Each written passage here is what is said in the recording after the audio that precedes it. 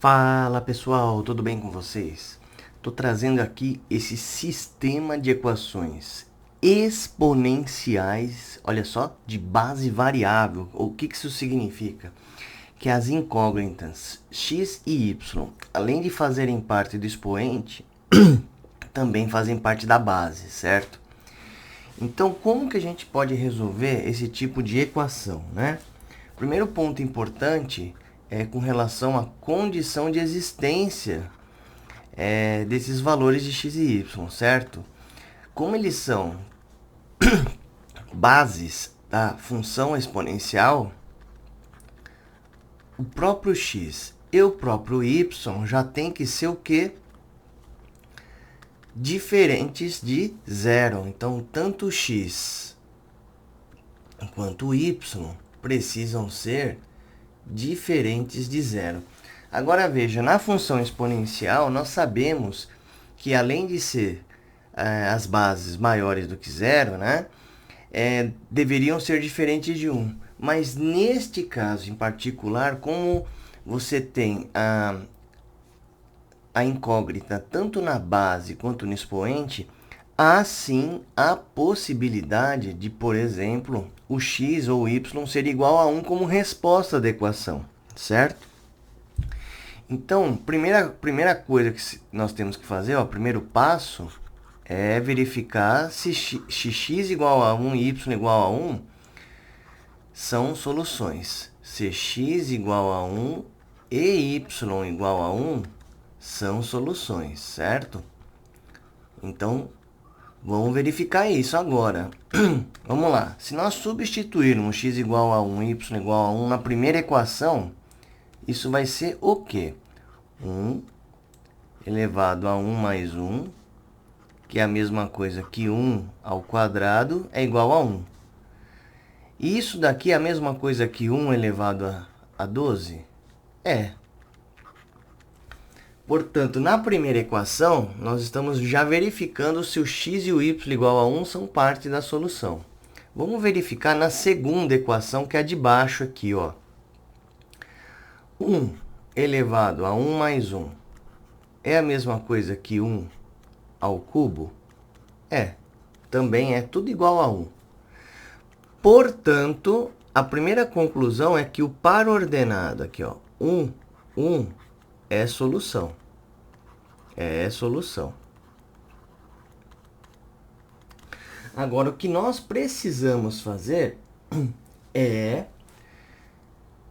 resolver esse sistema de equações exponenciais a partir de um enfoque que as bases não sejam igual a 1. Então, agora vamos lá. Se x é diferente de 1 e y diferente de 1.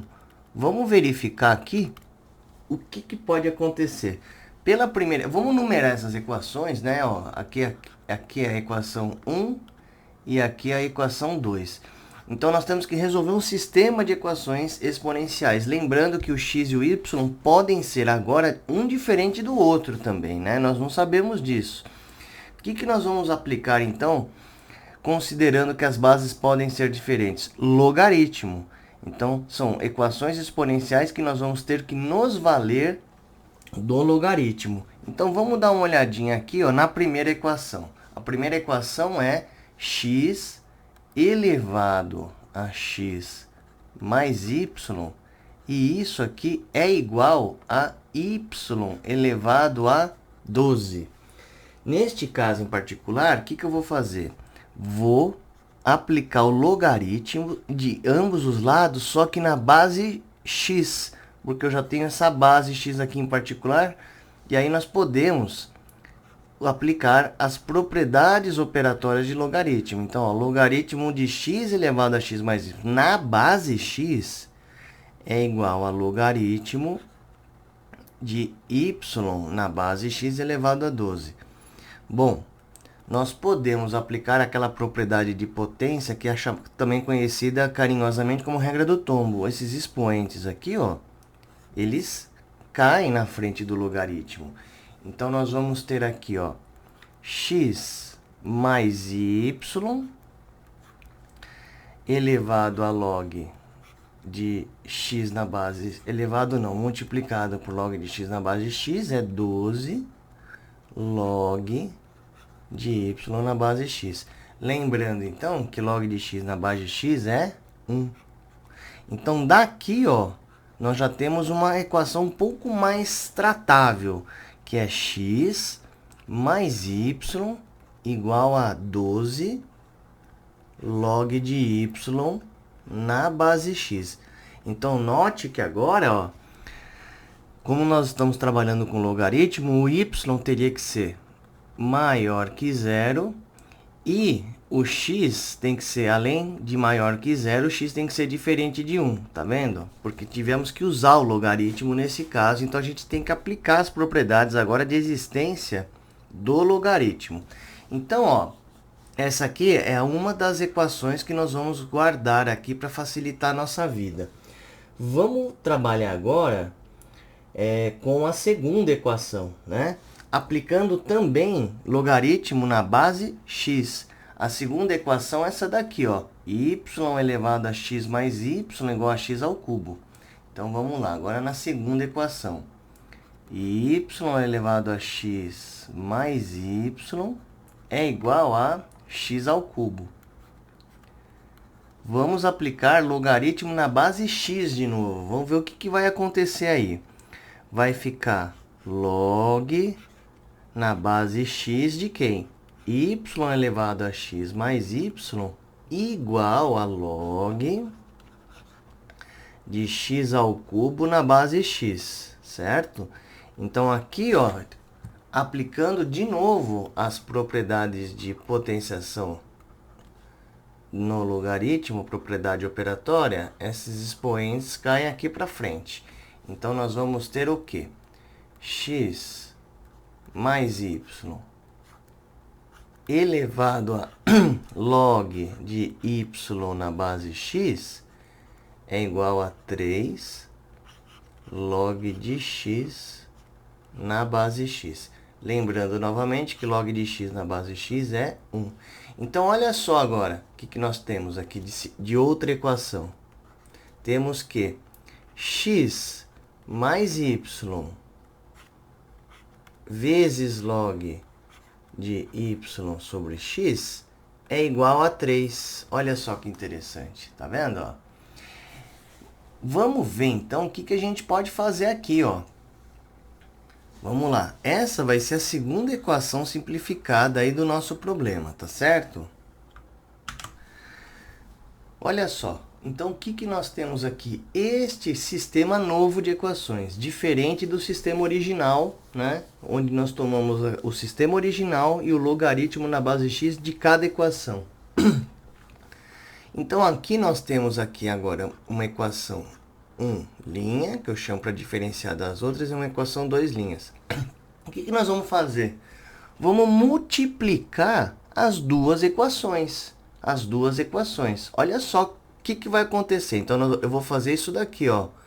1 linha vezes 2 linha, tá? 1 linha é essa equação de cima aqui e 2 linhas é a equação de baixo aqui. Quando eu multiplico, olha o que vai acontecer. Nós vamos ter x mais y vezes x mais y. Então, vai ser x mais y ao quadrado vezes o log. Aqui, na verdade, eu copiei errado, perdão. Aqui é log, né, de y na base x. Então, vai ficar log de y na base x. E isso é igual a 12 vezes 3, 36, vezes log de y na base x. Lembrando que x e y são números positivos, tá certo? Então, ó, esse log eu corto com esse, pode ser simplificado. E daqui, ó, eu tiro que x mais y ao quadrado é igual a 36. Olha que bacana. Portanto, x mais y é igual a 6. Eu não vou considerar a raiz negativa por causa da condição de existência do logaritmo, que tanto x quanto y são ambos positivos. Então, ó, encontramos uma relação entre x e y muito mais fácil de trabalhar, tá vendo? Muito mais fácil. Vamos ver o que a gente pode conseguir com essa equação. Agora, o que nós podemos fazer é considerar as equações originais. Olha, vamos lá. Uma das equações originais é essa aqui, ó, de cima. X elevado a x mais y é igual a y elevado a 12. Agora, vamos ver se a gente consegue converter alguma coisa nesse sentido, tá? Veja só o que vai acontecer aqui.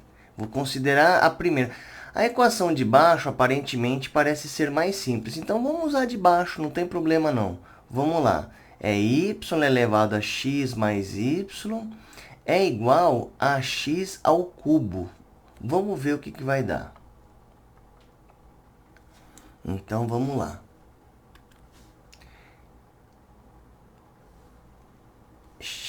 Vamos lá. Y elevado a x mais y é igual a x ao cubo.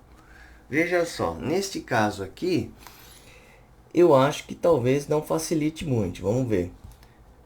Quem que é x mais y? Lembrando, x mais y é igual a 6, que foi o quê? O resultado que nós obtivemos anteriormente com relação a x e y.